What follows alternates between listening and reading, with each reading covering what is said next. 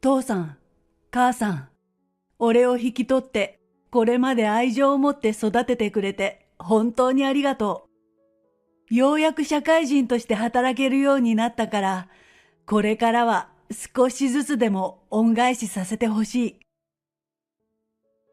俺の言葉に養母が涙を拭い、養父が微笑んで俺を優しく見つめる。そんな温かい雰囲気に水を差す言葉が背後から響いた。おい、浜口じゃねえか。こんなところに貧乏人がなんでいるんだ？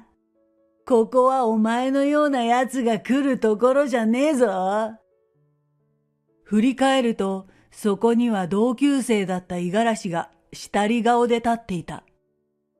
こいつは昔も何かと俺のことを馬鹿にし、見下してきた。養父母が俺を引き取ったのは12歳の時だった。俺は10歳で児童養護施設に入ってから2年間過ごしていたが、こんな大きな子供を引き取る人は誰もいなかった。自分でも高校を卒業するまで施設で暮らすことになるのだろうと考えていた。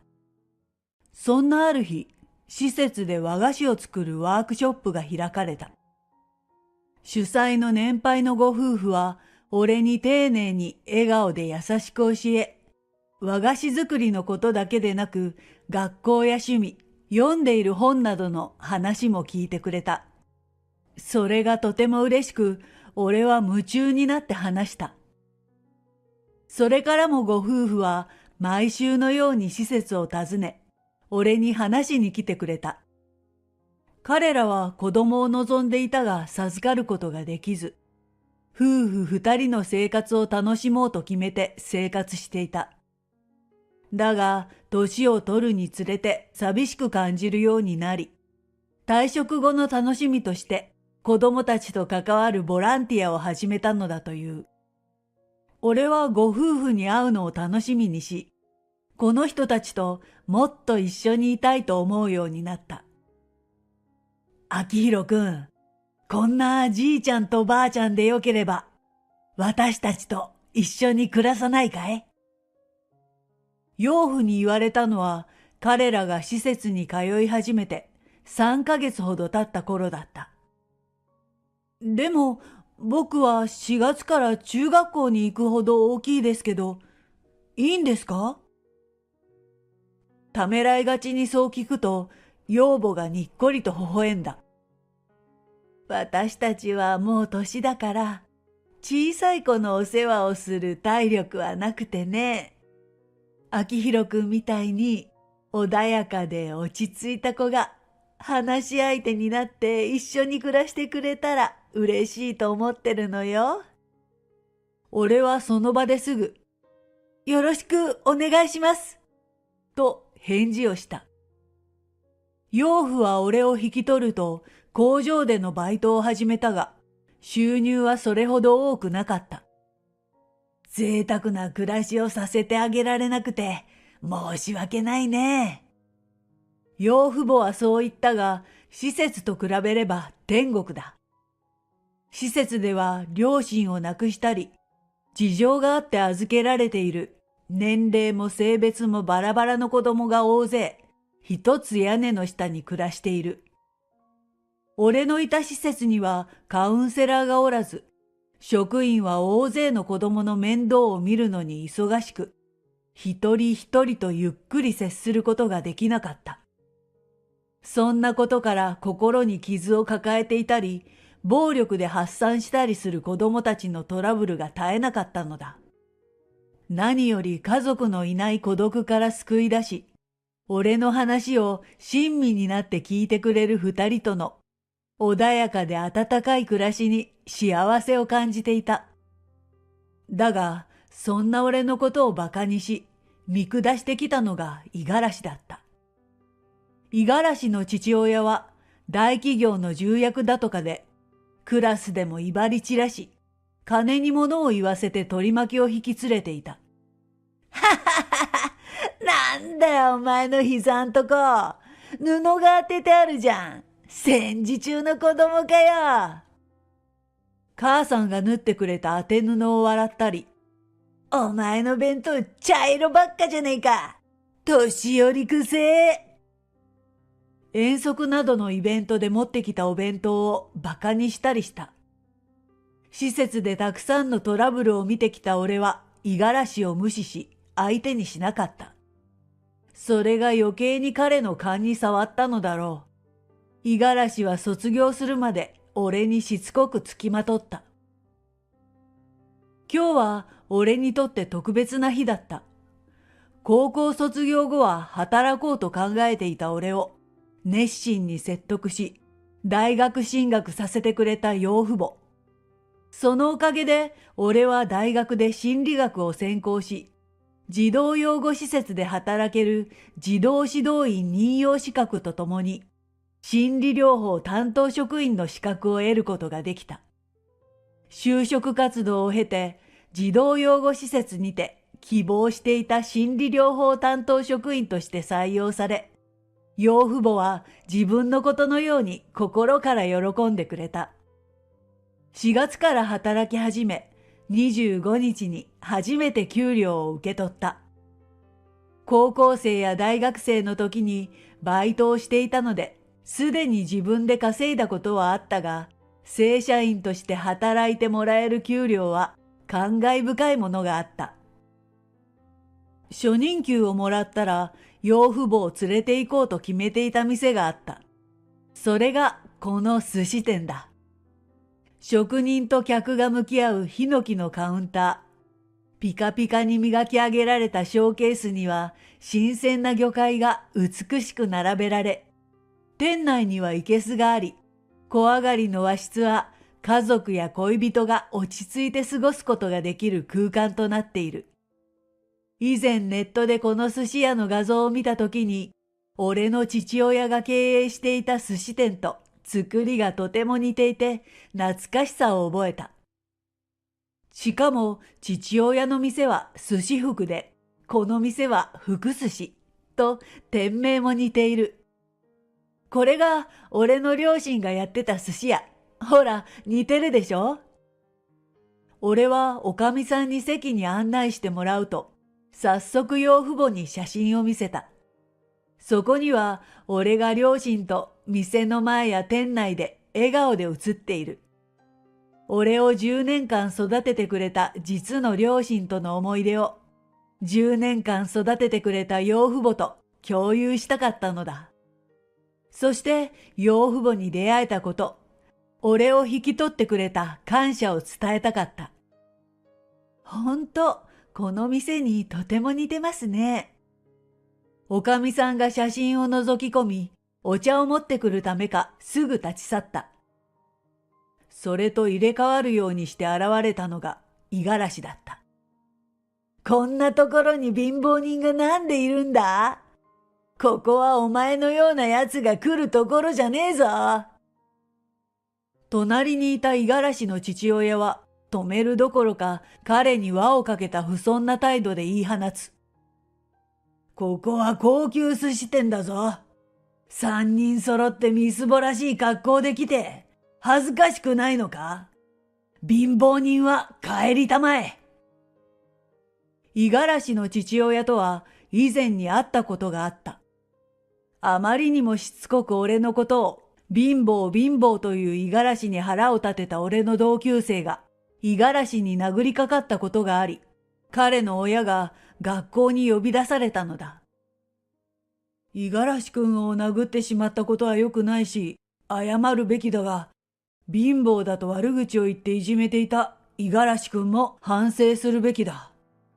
そう諭した教師に向かい、貧乏人を貧乏と言って何が悪い？本当のことだろう。暴力を振るう方が問題だ。五十嵐の父親は息子をかばい、正当性を主張した。この子にしてこの父ありだなと俺は思った。それ以来、ますます五十嵐とは極力関わらないようにしたのだった。だが、社会人になってまで、俺だけでなく、大切な養父母までも見下した言動に我慢ならなかった。確かに俺たちには五十嵐のように高級ブランドの服なんて買えないが、それでもこの日のために清潔感のある服を選んで着てきたのだ。別にあなたたちに迷惑をかけてるわけじゃないでしょ？邪魔しないでください。俺が強い口調で言い返すと、五十嵐がにたーっとげびた笑いを浮かべた。施設育ちのくせに生意気言ってんじゃねえよ。お前ももらわれるならこんな貧乏じいさんばあさんじゃなくて、金持ちんとこならよかったのにな。俺が食いついてきたことを喜び、さらに俺の感情を煽ろうとしてくる。俺は拳をぐっと握って震わせた。今すぐこいつを殴ってやりたいという強い衝動が突き上がってくる。こちらのお客様は私どもの乗客です。失礼な態度を取るならお帰りいただけますか。突然ドスの効いた声が響いた。振り向くと店の大将らしき人が立っていた。五十嵐が大将に向かって激高する。てめえ、誰に向かって口聞いてんだ。俺の父親は一流企業の重役だぞ。俺が訴えればこんな店、あっという間に潰せるって分かってんのか？店中に響く大きな声に、店内の客の視線がこちらに集中する。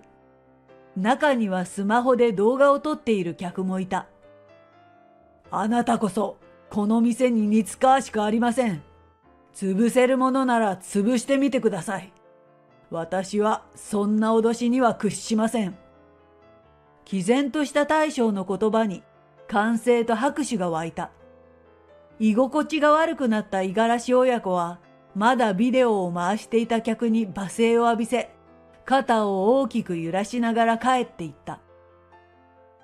問題を収めるために嘘までついてかばってくださりありがとうございました。